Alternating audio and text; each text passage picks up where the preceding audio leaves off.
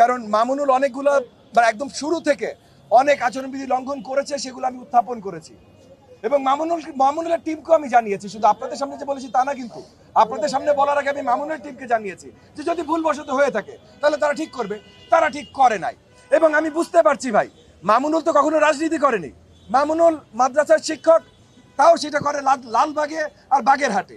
So মোহাম্মদপুরে সে রাতটা যাপন করে। তো মামুনুল রাজনীতি করে নাই, রাজনীতি করেছে জামাত, এবং জামাত রাজনীতি করেছে অপপ্রচারের রাজনীতি।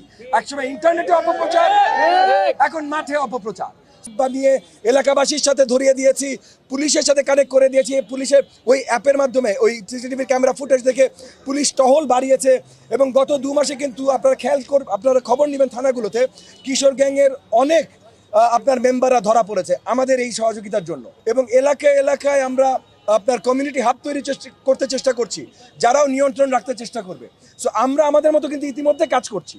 সরকার পরিচালনার দায়িত্বে আসলে মাদক ব্যবসায় আমরা কমপ্লিট জিরো টলারেন্স নিয়ে আসবো। কোনো ধরনের মাদক ব্যবসা এখানে হইতে দিব না। আমরা সব ধরনের আপনার চাঁদাবাজি বন্ধ করে দেবো। এই যে রাস্তা বন্ধ করে চাঁদাবাজি, ব্যবসাবাদীর কাছে চাঁদাবাজি, কারণ চাঁদাবাজি হয় রাজনৈতিক পৃষ্ঠপোষকতায়। যদি জোর করে কেউ আক্রমণ করতে চায়, যদি জোর করে কেউ আচরণবিধি ভেঙে কোনো অন্যায় করতে চায়, যদি 12 তারিখে কেউ ভোট পোলিং সেন্টার দখল করতে চায়, তাহলে তো নিশ্চয়ই আমরা চুপচাপ বসে থাকবো না।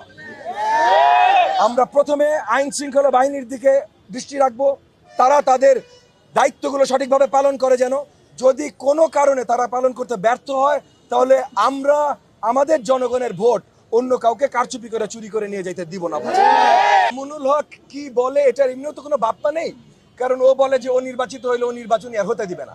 সো ওর কথাই বাদ দেন ফার্স্ট এন্ড ফরমোস্ট। বাট তারপর আপনার পিভিসি ব্যানার করে যা কিছু ও লাগিয়েছে, এটা গত কয়েকদিন ধরে পরিষ্কার ছিল। আমি সেটা উল্লেখ করেছি আপনার গণমাধ্যমের সামনে, নির্বাচন কমিশনকে জানিয়েছি, সেগুলোর কোনো ব্যবস্থা হয় নাই। সো এখন মামুনুল হক নিজেকে বলে আলেম, তো এত বড় মিথ্যাচার একটা আলেমের মুখ দিয়ে, ও রাজনীতি এমনিও করে না ভাই, আমি ওকে রাজনীতি ধরি না, কিন্তু একটা আলেমের মুখ দিয়ে এত বড় মিথ্যাচার, এটা আসলেই দুঃখজনক। কোরআন হাদিসে শিক্ষা দেয়, সে মুখ খুললেই শুধু মিথ্যার ফুলঝুরি বের হয়। তো আমরা নির্বাচনের মাঝে আছি এবং ভাই নির্বাচন সম্বন্ধে প্রশ্ন করলেন। দেখেন, নির্বাচনের সময় আর মাত্র 12 দিন বোধহয় বাকি আছে আপনার প্রচারণার। এখন উত্তপ্ত হওয়াটাই স্বাভাবিক।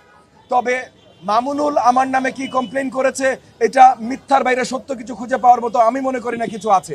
তো যেহেতু মামুনুল জামাতের সাথে আছে এবং জামাতের রাজনীতি অপপ্রচারের রাজনীতি, এখন মামুনুল অপপ্রচারে বেরিয়ে গেছে, এটা নিয়ে খুব বেশি লম্বা আলোচনা করার মতো কিছু আছে বলে আমি মনে করি না। ও জেলে ছিল, জেল থেকে বেরিয়ে আর আসলে অ্যাক্টিভ রাজনীতিতে কখনো কাজ করেনি, কিন্তু কিছু আন্দোলনে একসাথে ছিলাম, তো সেই সৌহার্দ্যটা আছে।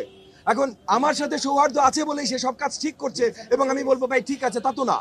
সে যে ভুল করবে সেই ভুলটা আমি তুলে ধরবো, এবং যে জনগণের বিরুদ্ধে কথা বলবে, যেমন মামুনুল পরিষ্কার করে বলেছে যে সে জনগণকে ভোট দিতে দিবে না, আগামীতে সে যদি নির্বাচিত হয় ভোট দিতে দিবে না। তো আমি তাকে, সে আমার সাথে তার একটা ভালো পরিচয় বলে তাকে গলা মিলাবো, কিন্তু সে যখন বলবে ভোট দিতে দিবে না, রাজপথে আমি তাকে থামানোর চেষ্টা করবো না ভাই, এটা আমার দায়িত্ব।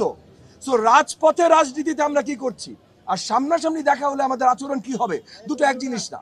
সো এখন আপনারা প্রশ্ন করলেন নির্বাচন রাজপথের রাজনীতির, আমি সেটার উত্তর দিই।